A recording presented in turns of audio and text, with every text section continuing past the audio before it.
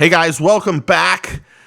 Welcome back to the channel. Welcome back to the vlog. Today we're going to have a new product that was from Icast this year.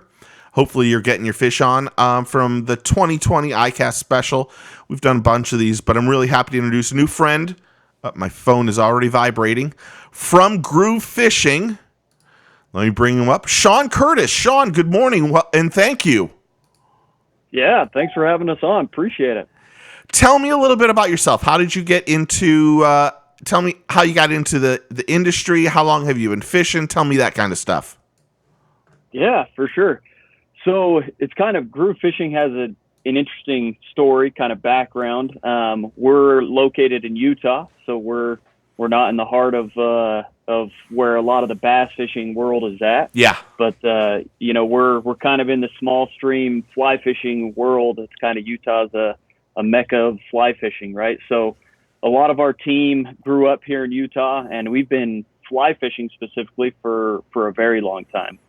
We actually started in the fly fishing industry with a company called Tacky Fly Fishing. Okay. We were the first people to use silicone in a fly box. And we started that company about 8 years ago and built that for a number of years and quickly realized that, we do a lot of fishing as well. There's bass. I live right by a Utah lake, a lake here in Utah, and there's smallmouth, there's largemouth, there's plenty of fish out there to fish, right, or to catch. But we quickly realized as we built Tacky that we wanted to branch out and do something in the traditional world. The traditional tackle storage was an issue, and nobody had really addressed it, right? And so that's kind of how the company of Gruv started about 3 years ago. But, we got into the industry originally on the fly fishing side, built that brand and that company, and then quickly realized, nobody's doing anything in tackle storage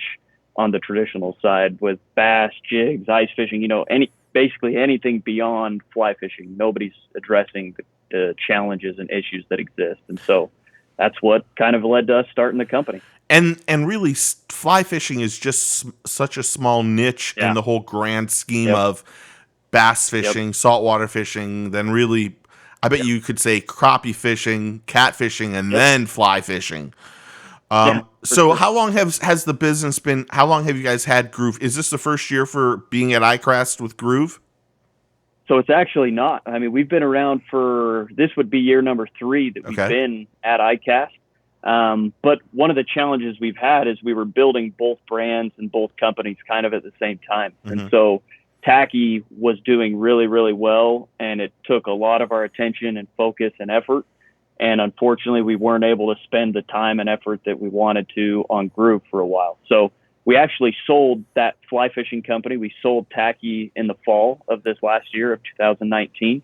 And we did that with the intent and purpose on, we really need to focus all of our time and attention on Gruv, and we need to build this brand and build this product line and take it where we know it needs to go.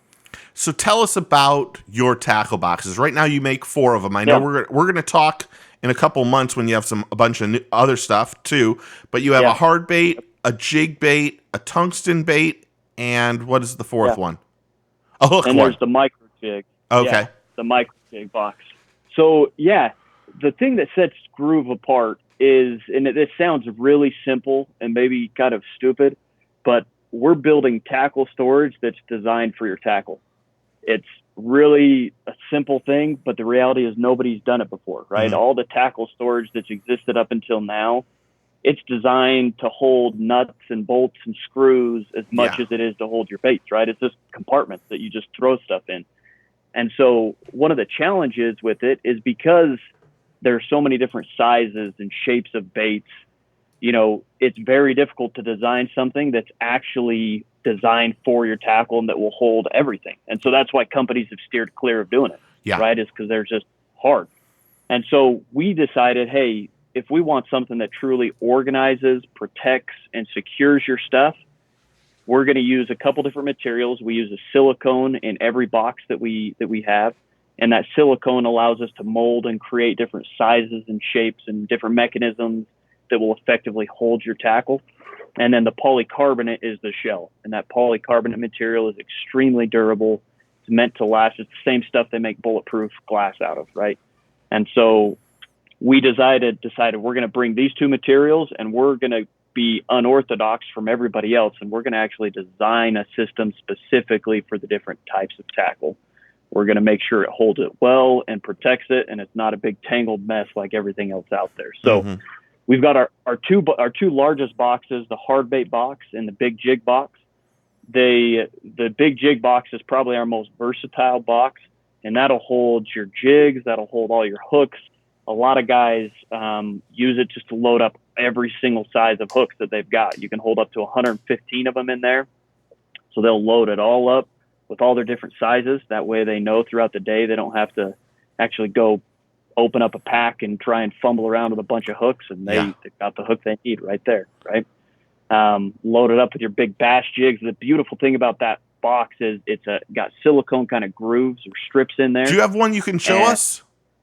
So that product, or I mean, I actually don't you have the hard bait box? You can show that one. I've got the hard bait box. Yes. Yep, sitting right here. If we can get any good lighting. Yep. There. Yes. Yep. So this one is the hard bait box, and we use these silicone kind of anchor pieces here, and you can see they kind of mold and adapt to different sizes and shapes. Yep. So the way that product works is you simply drop the bait right in between the silicone, and the silicone just kind of grabs it. It just kind of creates a space and holds it in place. So yeah, the beautiful thing about that, right, is we've all reached into our box and grabbed some baits, and you end up pulling out a big old, everybody knows. The bass wiggle. As soon as I start saying it, the lure wiggle. Right? That bass wiggle. And then you end up hooking yourself. Yeah. It's just a big mess, right? And so this keeps them separate, keeps them organized. It keeps them from bouncing around, getting chipped, getting damaged, and it molds to different sizes and shapes.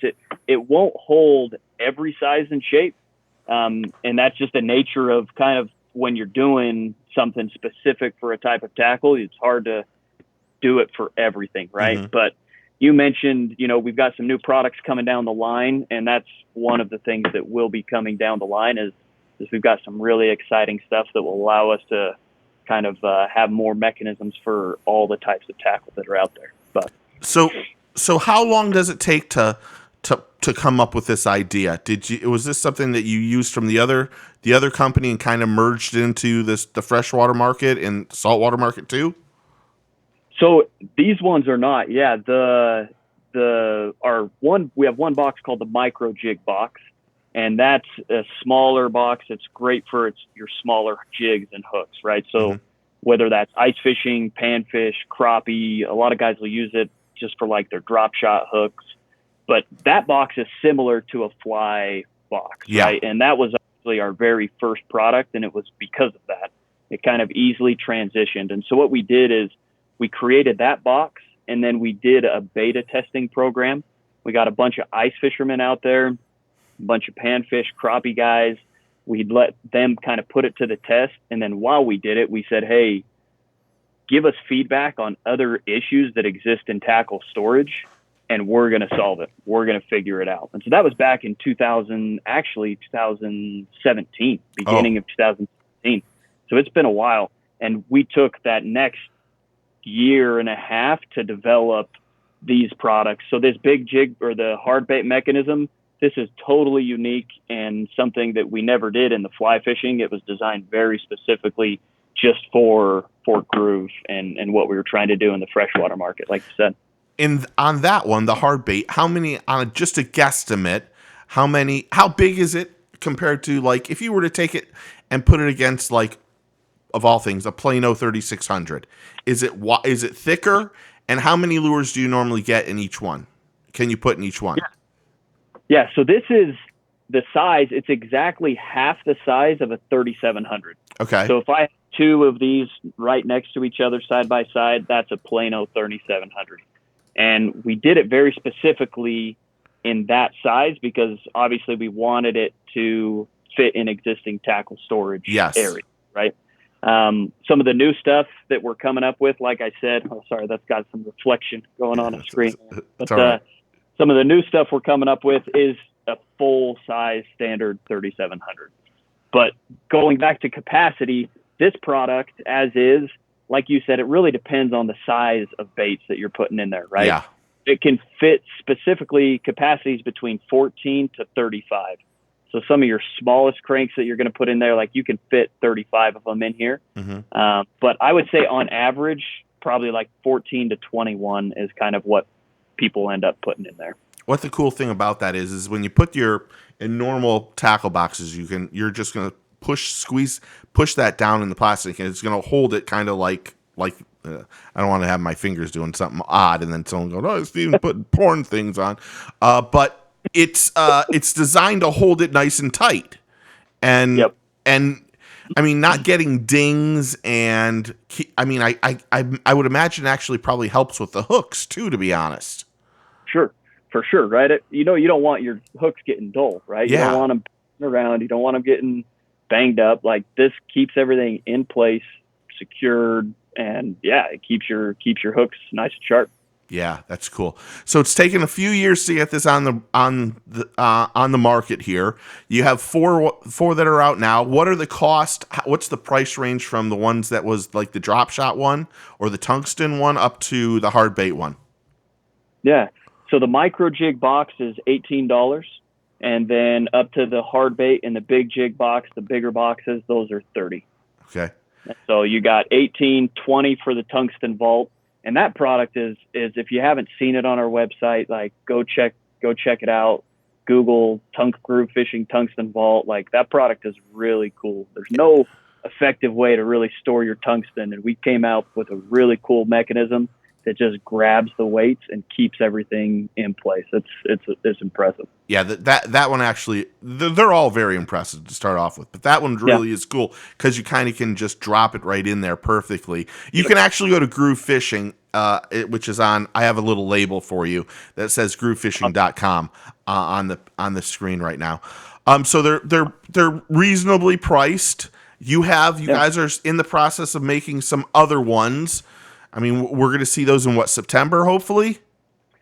So what we're actually going to do is, and this is something that's, I think, fairly unique in the fishing market. It's actually the same way we started tacky fly fishing, but we're going to do a Kickstarter project. Oh. So with the day and age that we're in, with everything that's going on with COVID, it's impacted businesses a little bit differently. And we've kind of had to mold and adapt how we can figure out how to get our product out to the consumer quickly and as fast as we can, right? We've got this product line that we're super excited about, and we don't want to delay it anymore. And so what we've come up with is we're going to do a Kickstarter project, which is, it's a crowdfunding platform if people haven't heard of it, but basically it's a way that customers can come in and help us get enough capital to start and get the project out there, right? And so, we're hoping to launch that Kickstarter project in September here this next month. Oh, that's cool. That's really cool, actually. It's something different, too. The product's really cool. I saw it on the Icast. I mean, what was your just out of curiosity, how did this Virtual Icast go for y'all? It was a little different. It was very different. I hated it. I'll be honest. I hated it. You're not. I'm trying to figure out how do I do no. Because reality is it wasn't great. Our products in general, they need to be shown. Yes. They need to be felt. They need to be touched. Like, it's very different than a traditional box. And so if you just look at it, like, most people are like, what the heck is that? I don't even know how it works. But once we hold it and we open up a box and we have it loaded full of heavy tungsten and we drop it on the ground and nothing moves, all of a sudden everybody's like, oh, shoot, like, what is this? They're onto something, right? So in general, it wasn't a great year by any means, but we're definitely looking forward to getting back and meeting with people and showing them how the product works. You talked about something I meant to ask just right there. Yeah. What is the how strong is it? Like some of these boxes, I mean, does it have like a seal around it so that it doesn't have to worry about water too? Yeah, so that's super good question. It's none of our boxes are technically waterproof. They're engineered really, really well. Our engineer is a crazy OCD, like really pays attention. I don't know anything about OCD. So they've got, you're not going to be able to see it, but there's like a little a ridge lip. Yeah. a little ridge that surround the entire box. And so the magnetics there, or the closure is magnetic as well. Oh, So there's no nice. latch, which a latch is usually the first thing that busts on a box, right? Yes. And we wanted to eliminate that. So those magnets really hold it really tight, and it's got that ridge around it that keeps it water safe. So it's not waterproof, but we're really particular and careful when we say something, like we mean it. And so we've had issues with waterproof in the past where if you just put a seal on something, if you get moisture in your box, you're actually doing the opposite thing that you're trying to do. Like, you're trapping moisture in your box. Yeah, you're creating a fungus. Exactly, right? Like, it's not a good solution just to put a seal on it. And so with our other company, Tacky, we actually built the very first ever waterproof and breathable fly box. Oh, wow. We've got a technology, a patent on that, and that is something that is, we're pushing to have that crossover and come in this new product line come September. So when we do waterproof, like, we want it to be legitimately waterproof. Yeah. Both keeping moisture out, but also if you put something wet in the box, that it's going to ventilate that and pull the moisture out of the box and make sure your tackle's all dry and protected. Yeah, that's really cool. I like the magnetic part of it. I like that quite a bit. Well, I wish you all the best of luck. Again, I really do appreciate the time this morning. I know it's what is it, 10 o'clock your time? Yeah, 10:30. 10, yep. You're down, as you called, the dungeon. You had to work from home today, so you're downstairs. Yeah. But I appreciate the time, and I want everyone that's watching this to go to gruvfishing.com, check it out. We're going to talk to Shaun in a couple months, I guess, from now, a little less than a couple months. So we'll have him on. We'll talk about the Kickstarter program a little bit more. If there's anything we can do to help you, by all means, you have my phone number now, and we appreciate you coming on and showing us this new product for the in this year's iCast. It's really awesome. Yeah. Thank you. We appreciate the time. Appreciate it. And we'll look forward to talking in the future with some more exciting stuff. Awesome. Okay, I'm going to say goodbye to everybody. Shaun's going to say goodbye to everybody. Shaun, don't hang up, though, yet, because I'm going to say personal goodbyes. But everyone, make sure you do the few things. Take a kid fishing, get your fish on, and we will see you guys soon. Cheers.